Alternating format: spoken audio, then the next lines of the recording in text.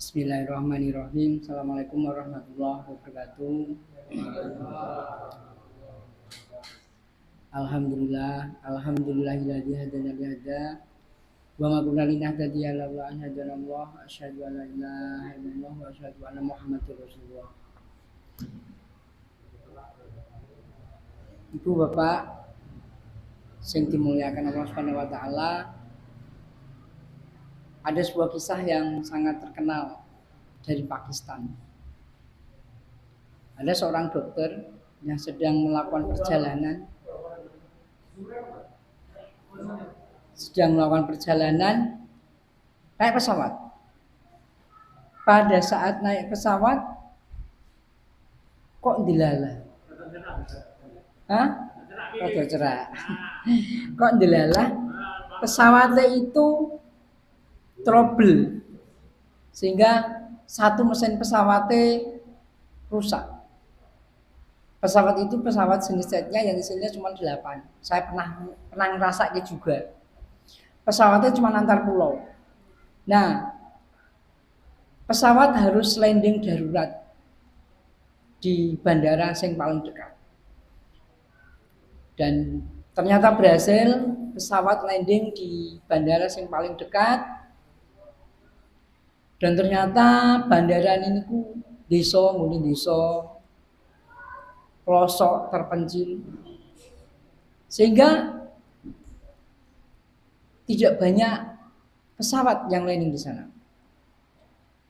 Dan pesawat akhirnya tidak bisa diperbaiki. Pilot dan kru berusaha memperbaiki, ternyata nihil. Dokter itu juga bertanya, apakah pesawat bisa diperbaiki? Maka semua kru pesawat menjawab, tidak bisa dokter. Kalau sangat buru-buru dan darurat, bisa melanjutkan perjalanan dengan jalan darat. Waktunya sekitar 3 jam dari sini.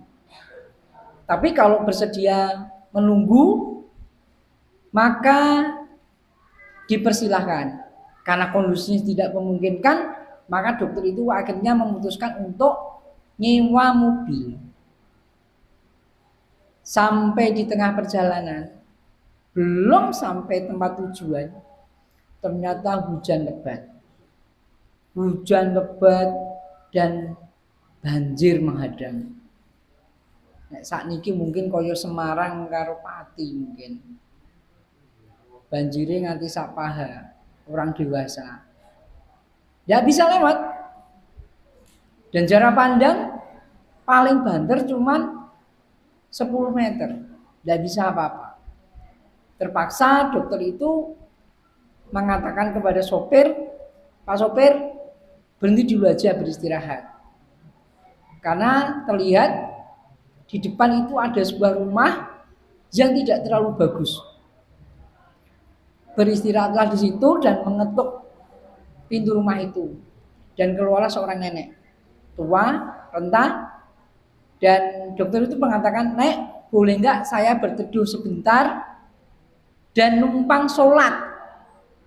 Nenek itu mengatakan, monggo Pak. Nah, ketika sedang sholat, musolanya juga kecil, karena rumahnya juga kecil. Selesai sholat, dokter itu melihat seorang anak kecil kok berbaring. Ditanyalah nenek itu, Nek itu siapa? Dan sedang sakit. Ya dok, ini adalah cucu saya, anak yatim yang sedang mengidap kanker.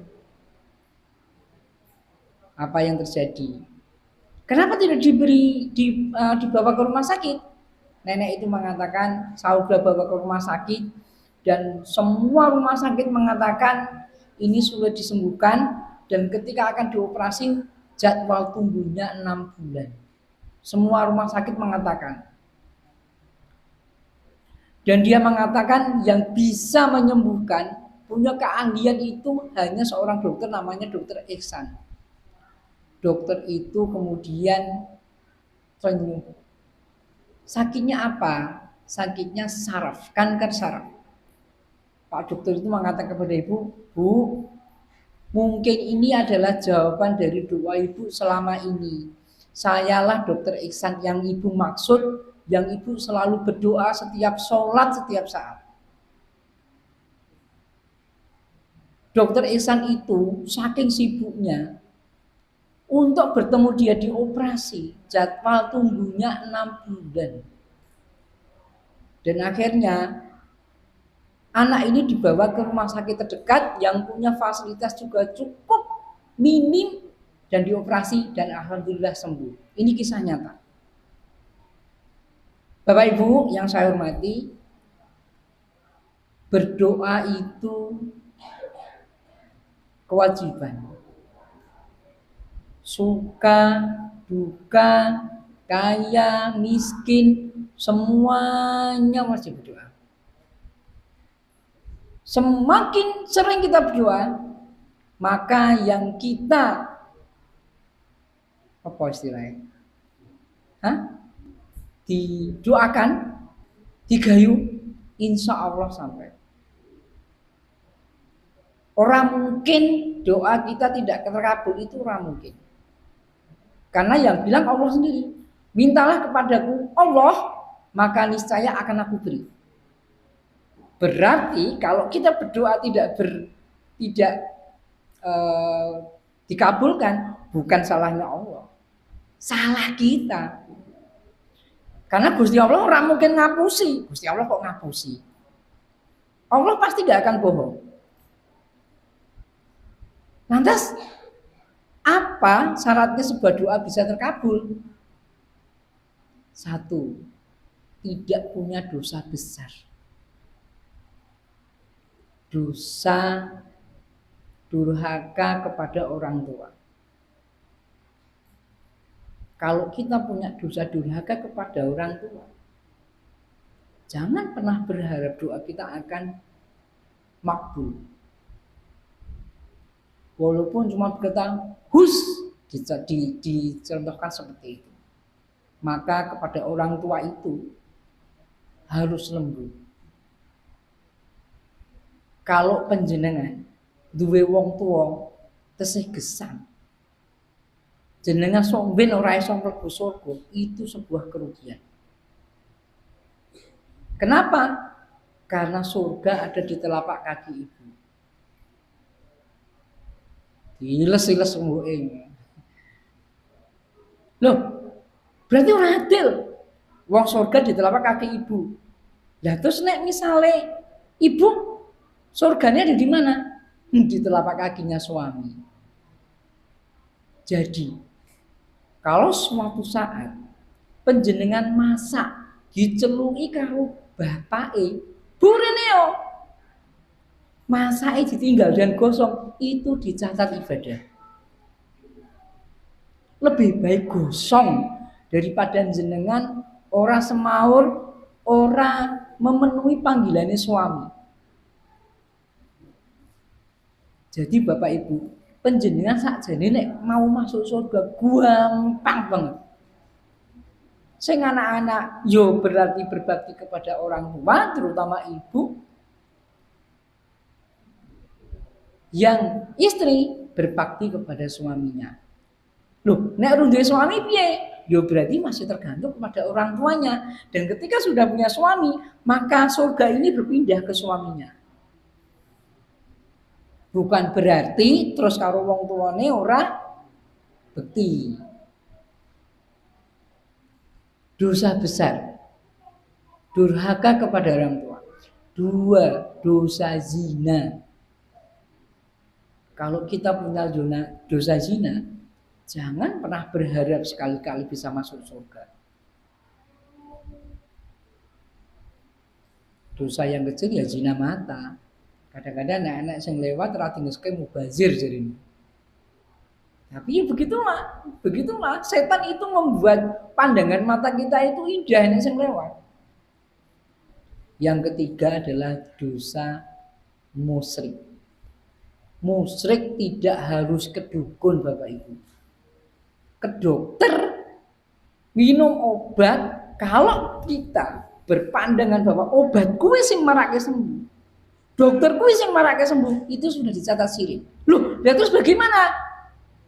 Anda harus yakin bahwa Dengan obat, lantaran obat itu, maka izin Allah kita sembuh. Dengan dokter kita berobat, lantaran dokter itu dengan izin Allah, maka kita sembuh. Ingat, niatnya harus diluruskan. Bukan dokter itu, bukan obat itu yang membuat kita sembuh, tetapi Allah. Lantaran obat, lantaran dokter, kita jadi sembuh. Sekali lagi, tidak harus pergi dukun. Ngombe obat, kalau berpandangan obat itu yang malah kesembuh itu syirik. Maka obat itu jangan diagung-agungkan. Wah, aku ngombe obat itu mari cocok. Bukan. Sing marake sembuh tetap Allah, sing marake sugih tetap Gusti Allah. Ini penting. Jadi semuanya harus bergantung mutlak totalitas kepada Allah Subhanahu wa taala. Tanpa itu kita bukan apa-apa. Kita seperti bangkai yang sudah berjalan mati. Bapak Ibu, ada saat-saat doa juga yang makbul, terutama doa orang yang sedang berpuasa. Dadi nek poso ndonga sing akeh. Doa ketika sedang berbuka. Ketika berbuka dengan seteguk air, sunahnya berbuka 3 kurma dan minum 1 teguk dan makanan yang belum kena api. Jangan sampai buka langsung drembo, kabeh diuntal. Metabolisme kita nggak kuat. Maka banyak orang yang berpuasa karena celutak, loro weteng, bisa jadi itulah yang menyebabkan. Padahal puasa yang baik dan benar bisa menghindari penyakit mah. Nih, doa orang yang sedang berbuka puasa. Doa di antara adzan dan iqamah. Ini harus digarisbawahi. Makanya ketika yang sedang adzan sebaiknya segera masuk masjid. Setelah adzan selesai berdoa sampai qomat. Paling-paling waktunya berapa menit? Mbah Bio. 1/4, diset setengah, 1/4 menit. 1/4 jam, 15 menit. 15 menit.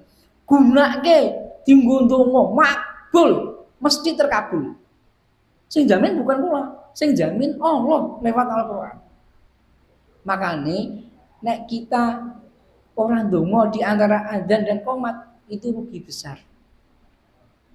Bapak Ibu, makaten semoga bermanfaat. Billahi taufiq wal hidayah wal ridho wal inayah. Wassalamualaikum warahmatullahi wabarakatuh.